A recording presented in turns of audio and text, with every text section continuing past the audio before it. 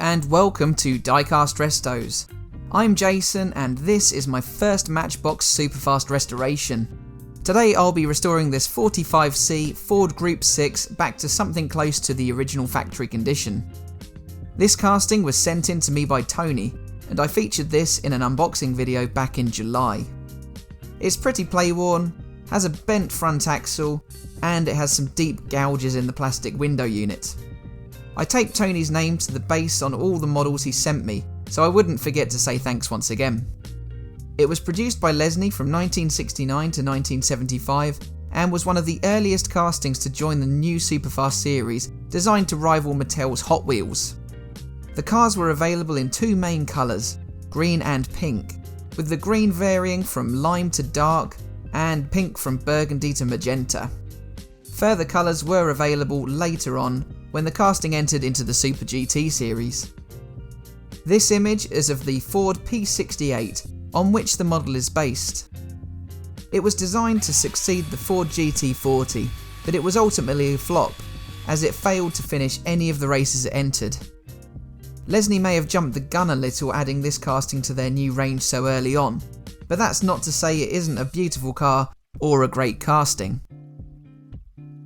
As the model's name suggests, it was designed for Group 6 racing, the highest level of prototype motorsport. The FIA had redrawn the rules for sports car racing at the end of 1967. Group 6 prototypes required a maximum engine capacity of 3 litres, while the Group 4 class required 50 examples to be built of each car, with engine capacity now limited to 5 litres. Ford had withdrawn from sports car racing at the end of the 1967 season, so teams running the now ageing GT40 had no factory support. Some teams opted to update the GT40 to Group 4 specification, while Alan Mann Racing opted to construct an entirely new prototype, built around Ford's 3-litre DFV V8 Formula 1 engine. The team acquired sponsorship from Ford, along with backing from British oil company Burma.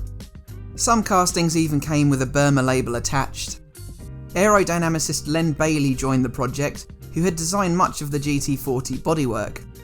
Group 6 specification stipulated that the car must be of an open bodywork 2-seat design.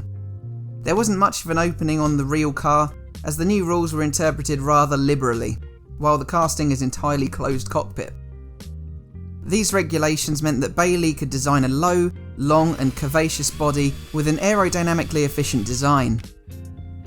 This pursuit of aerodynamic sleekness ultimately had a negative impact. While the car was faster than a contemporary Formula 1 car with the same engine, it drew criticism from drivers for its high-speed instability.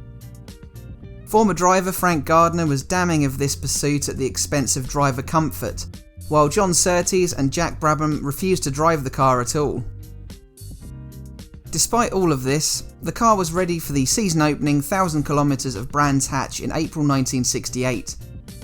It was already featuring additional front and rear air dams and spoilers. On that window piece, there were a number of gouges and rough areas, so I first dry sand and then wet sand it using 1200 grit paper. It's already looking much smoother prior to wet sanding.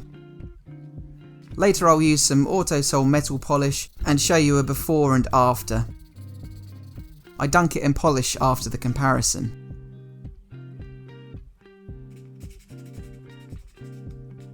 I then gloss the Superfast wheels and prepare for the caustic soda paint strip.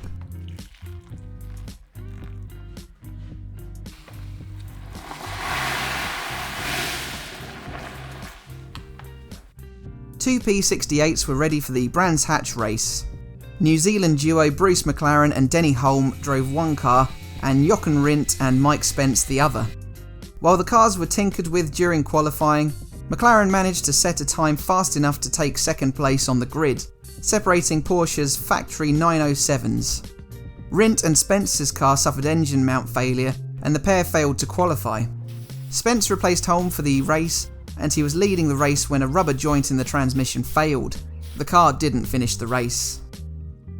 Spence was killed at the 1968 Indy 500 in his Lotus. Countryman Chris Irwin filled in his vacant seat for the P68's next race, the 1,000 kilometres of the Nürburgring. Irwin lost control of his car at the famous Flugplatz section and suffered career-ending injuries.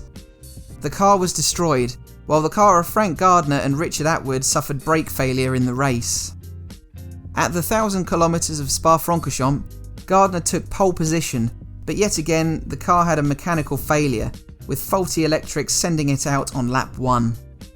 Alan Mann Racing opted to not send the car to the 1968 500 kilometres of Zeltweg race.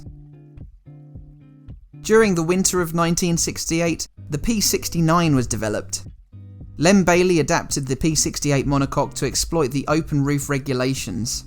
The resulting car was much shorter than the P68, with an open spider roof. It also had a series of hydraulic wings to aid stability, but these wings were quickly banned by the FIA on the back of numerous incidents involving them in Formula 1. Here I'm applying the Auto Sol to give a fine polish to the plastic windscreen. And here's a before and after comparison, prior to the final dunk in Astonish.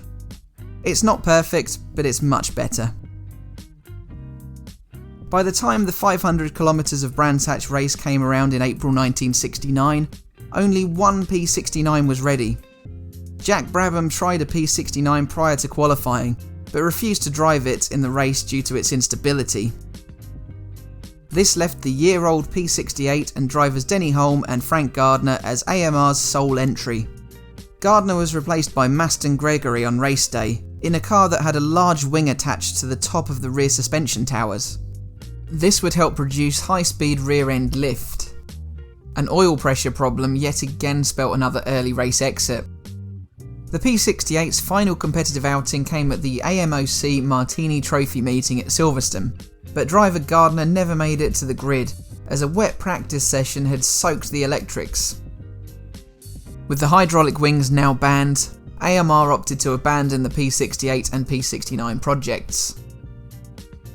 This was due to it requiring a complete redesign in order to be competitive with the dominant Porsches. So that was quite a topsy-turvy history of the P68.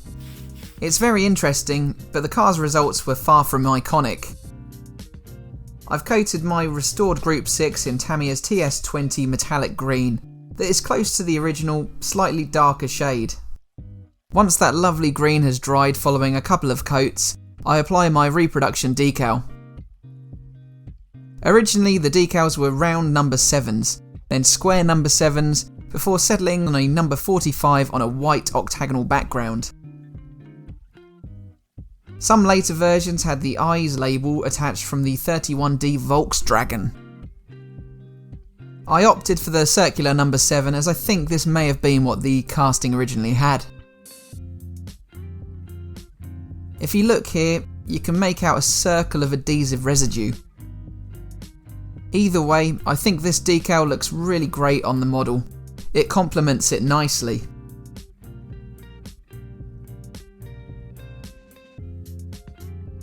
So now I can reassemble the casting with all of my cleaned and repainted bits and pieces.